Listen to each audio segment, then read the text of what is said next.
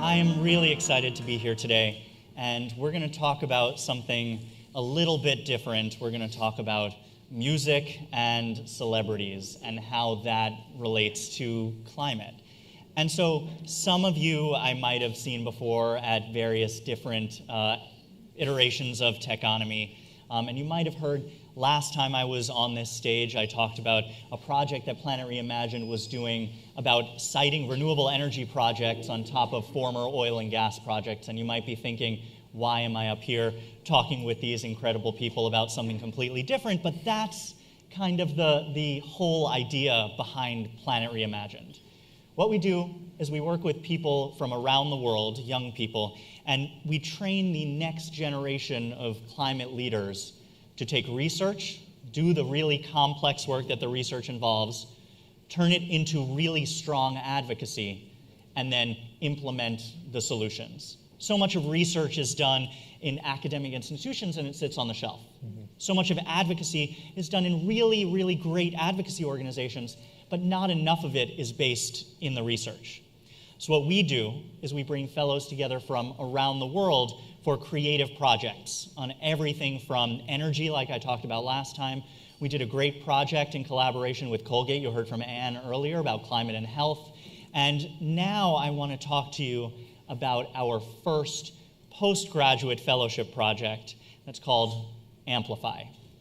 So probably the majority of this room would think that when you're talking about a cause, any cause, but obviously we're talking about climate today, that engaging a celebrity would only make the movement bigger and better, right? We actually don't know the answer to that question. No one has ever actually studied how to engage celebrities effectively, whether they should be engaged in the first place, and when they are engaged, what they should be doing. If people are more likely to follow them, if they ask their fans to do something, if they participate in something directly, or if they're in person with their fans, if there's something magical about that, about being in person in large groups. So that was the kind of impetus for this study that these two incredible fellows have embarked on over the last 6 months. Now, Leah has her PhD in linguistics, and Caleb has his master's in international relations. And one of the things that I find really impressive about the two of them and why this project is working so far is that they're both educators. So they're taking their approach to education in building this project. And I want to turn it over to Leah to talk to us a little bit more about Amplify and where we are so far. Yeah, absolutely. Thank you so much, Adam, and so glad to be here. I think in this project, we're really trying to address one of the million-dollar questions in climate movement. So outside of being an educator, I'm also a grassroots organizer.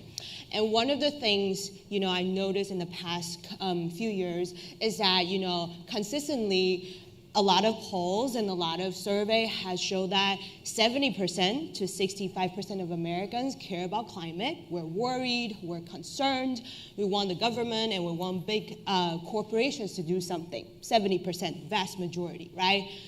But then, not a lot of people are actually engaged in taking action. And there's a gap between the knowledge and worry and concern to taking action. And so that's the million-dollar question that we're really trying to address, bridging the gap from knowing to action. So our survey really touched on, how do we activate people? How do we engage people? How do we encourage fans to take that action? That's the first gap we're trying to answer. The second gap really is throughout our literature review, we found that a lot of the people care about climate, worried about climate, but most of us actually believe otherwise. We thought, we care, but people around us don't really care. And that's actually not true, right? And then that created a really hostile environment exactly like for us, because we're thinking, if people around us, they don't care, what's the point for us to talk about it? And so that left us in a really silent and anxious and, downward mood. And so we're also trying to bridge that gap, right? Going from, hey, we care about this, to knowing that everybody cares about this as well. And how do we amplify our care and the love for our planet? Absolutely. So let's unpack this a little bit. So we're doing this large-scale study. What are some of the things we have already learned, and what are some of the things that we're learning? And then how do you feel we will implement these over the course of the next 6-8 months? Caleb? Yeah, so we've started, as Leah said, with a survey with the help of our partners at Ticketmaster, and Climate Outreach, an organization in the UK, has really helped us to develop a survey to understand how fans would feel if an artist were to take action and invite the fans to join them in those actions. And one of the preliminary findings, we're still really early in this data, but what was exciting, as we took a question from Yale, who's done a lot of national polling on climate change, we took the exact same question and put it into our survey, which just asked, how important is the issue of climate change to you personally? And then broad scale of our country, they say 65%. But we were hoping, because in the UK they did a similar study and they found that music fans are actually more likely to care about the climate than the general public. So we wanted to see if we could validate that same exact finding in the US. And so far, we found that 70% of concert attendees would see the climate as an important issue. So we're validating that this is a really important space for us to engage in advocacy. And just like the general public, there's different opinions on this issue, but overwhelmingly, those people who care about this issue are really excited by the idea that an artist would take actions and help them to connect with one another and with environmental organizations that are in their communities. And as we take it forward, that's really what we want to test.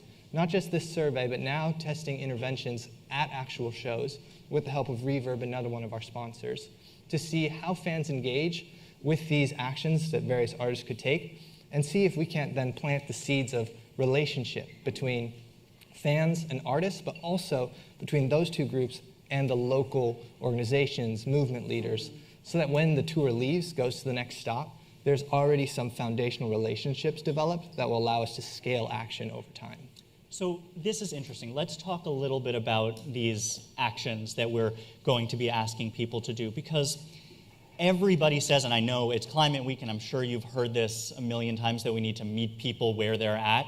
I absolutely hate that phrase, because I think we need to meet people 5 steps from where they're at and incentivize them to take the next 5 steps to get us there. And that's exactly what we're talking about here. We've done this study as a baseline. We understand what they're willing to do, or what they think they're willing to do. But what can we do? How can we incentivize them to take those next 5 steps to get engaged way beyond what they already think they're willing to do? So, Leah, can you talk through some of the things that we're asking people to do on site? And just kind of as a caveat, this study was the first step. They're going to be going on site to a variety of tours around the US to implement a lot of these ideas, and we are going to test them again. So can you talk about some of the things that we're getting people to do on site? Yeah, so in the survey, we have like a wide range of actions that we consider as climate action. It goes from donating to a charity organization to, changing your own lifestyle behaviors, or becoming vegan, or, protesting, participating in a protest. Caleb and I and one of our colleagues were on the street several days ago. So a wide variety to show people that, hey, there are many ways that you can actually participate in the climate movement. And then what we actually found that, just like Adam, you mentioned, we don't want to meet people where they are. We want to help people to take a couple steps further, right? So in the survey so far, what we found is that things that people can really engage personally, like in private, they're really willing to take that action, right? So thinking about donating to an organization, making some changes in their lives and talking to friends and family, like these are the things that that's easily accessible to them, they're willing to take.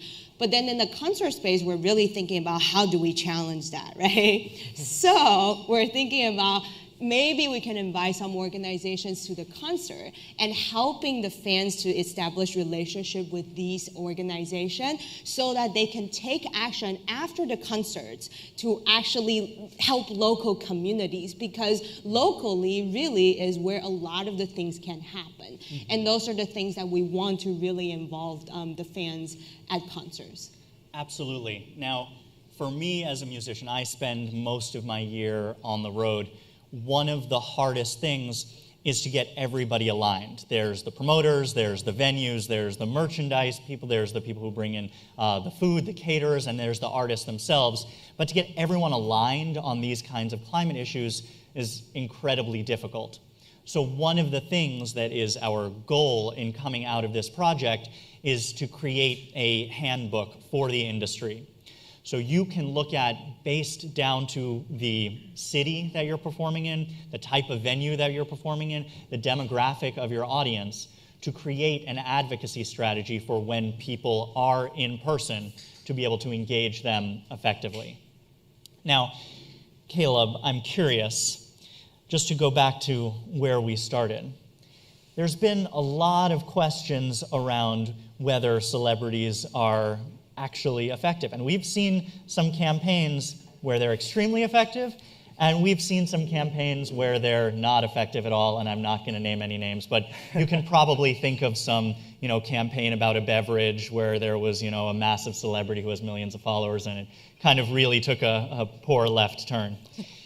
But how can we use what we're learning in this study to make sure that artists are doing things that are both beneficial for their fans, getting their fans excited, but also beneficial for the planet? Yeah.